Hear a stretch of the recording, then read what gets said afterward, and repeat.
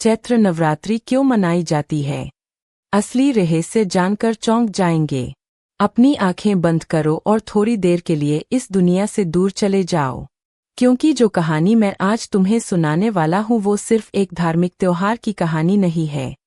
यह कहानी है उस समय की जब पृथ्वी पर अंधकार था, जब देवता भी घुटनों पर थे, जब एक स्त्री की शक्ति ने ब्रह्मांड को बचाया। यह कहानी है माँ दुर्गा की। यह कहानी है नवरात्रि की, उस आत्मा की जो सदियों से हर इंसान के दिल में जलती एक ऐसी लौ की तरह है, जो न तूफान से बुझती है न अंधेरे से। नमस्कार प्यारे दर्शकों, मैं दिनेश हार्दिक स्वागत करता हूँ। आज की कथा अत्यंत ज्ञानवर्धक और प्रेरणादायक है। शास्त्रों में कहा गया है कि अधूरी छोड़ी गई कथा दुख का कारण बनती है, इसलिए इसे अंत तक अवश्य सुनें। कोई हजारों साल पहले की बात है। महिषासुर एक महाशक्तिशाली दानव था। उसके पिता रंभासुर थे, लेकिन महिषासुर में सिर्फ शक्ति नहीं थी, उसमें था एक अहंकार, एक ऐसी भूख जो कभी नहीं भरती। उसने सोचा अगर मुझे सबसे ताकतवर बनना है तो मुझे ब्रह्मा जी से वरदान लेना होगा। वो हिमालय की सबसे ऊंची चोटी पर गया और कठोर तपस्या शुरू की। दिन बीते, महीने बीते, साल बीते, महिषासुर सिर्फ एक पैर पर खड़ा रहा। देवता उसकी तपस्या देखकर घबरा गए और ब्रह्मा जी से वरदान न देने की विनती की।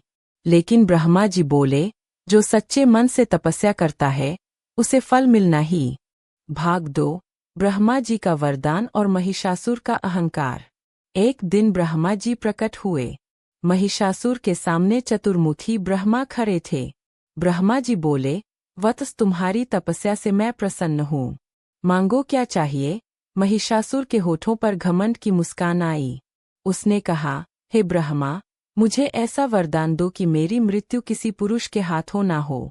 ना देवता मुझे मार सके, ना मनुष्य, ना यक्ष, ना गंधर्व। मैं अमर हो जाऊं। ब्रह्मा जी ने उसे देखा। उनकी आंखों में एक गहराई थी, जैसे वह जानते हो कि यही वरदान इस दानव के अंत का कारण बनेगा। उन्होंने कहा, तथास्तु। महिषासुर ने एक बड़ी भूल की।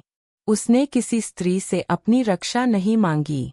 उसे लगा था स्त्री कमजोर है, वो क्या बिगाड़ लेगी। यही अहंकार उसके विनाश का बीज बन गया। वरदान मिलते ही महिषासुर के अंदर एक आग जल उठी।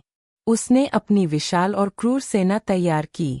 पहले उसने पृथ्वी लोक पर कब्जा किया, फिर पाताल लोक और फिर उसकी नज़र स्वर्ग पर पड़ी। इंद्रदेव की अमरावती, जहाँ हमेशा वसंत और संगीत रहता था, वहाँ महिषासुर ने दस्तक दी। देवताओं ने पूरी ताकत लगाई। इंद्र ने अपना वज्र उठाया, लेकिन महिषासुर अजेय था। उसने देवताओं को धूल चटा दी। इंद्र का सिंहासन छीन लिया गया और देवता स्वर्ग से निकालकर पृथ्वी पर मनुष्यों की तरह भटकने लगे। यह सिर्फ शक्ति की नहीं, धर्म और न्याय की हार थी। भाग 3। माँ दुर्गा का प्राकट्य और दिव्य अस्त्र। जब धर्म हारता है और न्याय रोता है तो एक ही आवाज उठती है, माँ की आवाज। सभी देवता भटकते हुए त्रिदेवों ब्रह्मा, विष्णु, महेश के पास पहुँचे। इंद्र ने रोते हुए कहा, प्रभु, महिषासुर ने सब कुछ छीन लिया है, धर्म का नाश हो रहा है, हम क्या करें। ब्रह्मा जी ने याद दिलाया कि महिषासुर को कोई पुरुष नहीं मार सकता, लेकिन उसने स्त्री से सुरक्षा नहीं मांगी है। विष्णु जी मुस्कुराए और बोले, तो फिर एक स्त्री ही उसका अंत करेगी, लेकिन वह साधारण स्त्री नहीं, स्वयं महाशक्ति जगदम्बा होगी। इसके बाद ब्रह्मांड की सबसे अविश्वसनीय घटना हुई। सभी देवताओं के शरीर से एक दिव्य तेज निकला। ब्रह्मा, विष्णु, महादेव, इंद्र, अग्नि, वरुण और सूर्य, सबका तेज एक जगह मिला और एक महापुंज बना। उस प्रकाश में से एक नारी का रूप प्रकट हुआ, माँ दुर्गा। 18। छठे दिन माँ कात्यायनी ने युद्ध का नेतृत्व किया। यह क्रोध और शौर्य का रूप था। 7वें दिन माँ ने कालरात्रि का सबसे भयानक रूप लिया, काला वर्ण, बिखरे हुए बाल और आंखों से निकलती अग्नि। इसे देखकर महिषासुर के दिल में पहली बार डर पैदा हुआ। 8वें दिन माँ महागौरी बनी, जो शांति और क्षमा का प्रतीक है। लेकिन महिषासुर का घमंड उसे झुकने नहीं दे रहा था। 9वें दिन माँ सिद्धिदात्री के रूप में प्रकट हुई, जो सर्वशक्तिमान है। अंतिम दिन महिषासुर ने अपनी पूरी ताकत लगा दी। वह भैंस से, सिंह और हाथी का रूप बदल कर लड़ रहा था, लेकिन मां की नजरों से वह बच नहीं सका। मां ने अपना दिव्य त्रिशूल उठाया और एक जोरदार प्रहार के साथ उसे महिषासुर के सीने में उतार दिया। महिषासुर का घमंड चूर-चूर हो गया और वह धरती पर गिर पड़ा। मरते समय उसकी आंखों में पछतावा था। अधर्म का अंत हुआ और देवताओं ने जयकार की, जय मां दुर्गा। स्वर्ग के द्वार फिर खुले, इंद्र को अपना सिंहासन मिला और धरती पर फिर से धर्म और खुशहाली लौट आई।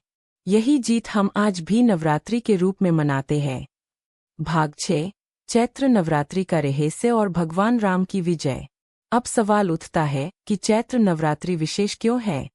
चैत्र हिंदू कैलेंडर का पहला महीना है। जब नया साल शुरू होता है तो हम मां के आशीर्वाद से शुरुआत करते हैं। लेकिन इसका एक और गहरा रहस्य भगवान राम से जुड़ा है। रामायण के अनुसार जब रावण ने माता सीता का अपहरण किया, तब भगवान राम ने रावण से युद्ध करने से पहले चैत्र नवरात्रि में 9 दिनों तक मां दुर्गा की कठोर पूजा की थी। ऋषि अगस्त्य की सलाह पर उन्होंने शक्ति का आशीर्वाद लिया, तभी उन्हें रावण पर विजय प्राप्त हुई। इसीलिए रामनवमी नवरात्रि के तुरंत बाद आती है। यह कहानी हमें सिखाती है कि मां के आशीर्वाद के बिना कोई भी युद्ध नहीं जीता जा सकता। चाहे जीवन में कितना भी अंधेरा हो या कोई भी महिषासुर, बुराई सामने आए, मां की शरण में जाने से हर संकट दूर होता है। यह कहानी खत्म हुई, लेकिन मां की महिमा अनंत है। वह सदा थी, सदा है और सदा रहेगी। आप सभी को नवरात्रि की ढेरों शुभकामनाएं। जय मां दुर्गा।